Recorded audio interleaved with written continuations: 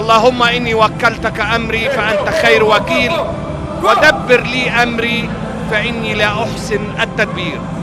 بسم الله الرحمن الرحيم. أيها السادة والسيدات مشاهدينا الأعزاء متابعينا الكرام أينما كنتم، في دور ربع النهائي في بطولة الكوبا ديل ري، برشلونة يستضيف ريال سويسيداد في ملعب البرسا وفي الكامب نو، وسط حضور وكرة خطيرة جدا والتصويبة بعيدة جدا إلى خارج أرضية الملعب إلى ضربة ديمبلي مر وتقدم وكرة خطيرة جدا لمصلحة البرسا، والكرة خطيرة والتصويبة وكرة مرت سريعة مرت إلى خارج أرضية خطيرة وكرة أمام المرمى والتصويبة وكرة، حكم المباراة يشير إلى راية وكرة خطيرة وفرصة أمام المرمى، لكن التغطية موجودة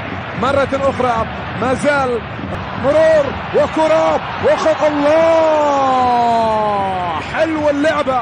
حلوة اللعبة أمام يحاول أن يمر، فرصة والتصويبة وكرة خطيرة من جانبي ديمبلي، يتقدم في كرة إلى الأمام، تمرير الله على الكرة، جميلة ورائعة لمسة، لكن خطأ وكرة عرضية حاضرة وفرصة لمصلحة، لكن لمسة رائعة من جانب ليفا.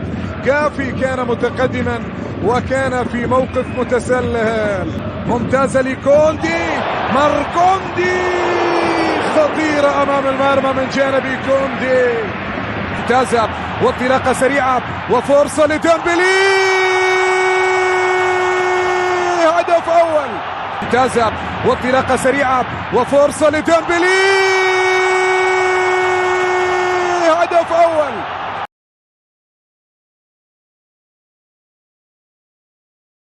السلام عليكم ورحمة الله وبركاته، وأهلا وسهلا بحضراتكم متابعينا الكرام في فيديو جديد من قناتكم قناة ملخصات.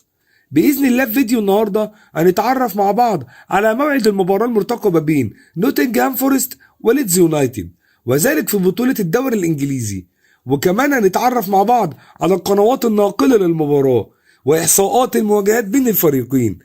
بس طبعا وكالعادة وقبل ما نخش في التفاصيل يا ريت كلنا نصلي على سيدنا محمد، ولو انت من عشاق كرة القدم فيا ريت تشترك معانا في القناة وتفعل زر الجرس علشان يوصلك كل جديد.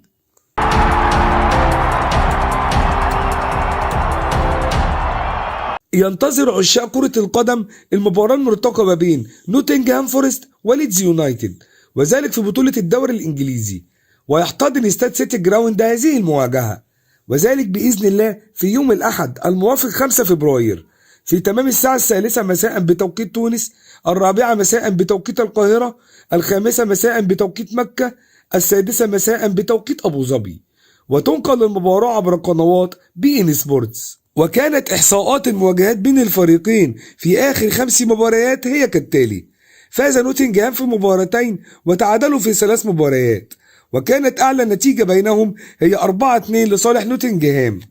وكان مستوى أداء الفريقين في آخر 5 مباريات كالتالي: بالنسبة لنوتنغهام فاز في 3 مباريات وخسر في مباراة واحدة وتعادل أيضا في مباراة واحدة. أما ليدز يونايتد فاز في مباراة واحدة وخسر في مباراة واحدة وتعادل في 3 مباريات. واستنوا ملخص المباراة فور انتهائها على قناتنا بإذن الله تعالى، وكمان مستني توقعاتكم لنتيجة المباراة في التعليقات. وفي النهاية ما تنساش لو عجبك الفيديو تضغط لايك وتشترك معانا في القناة وتفعل زر الجرس علشان يوصلك كل جديد.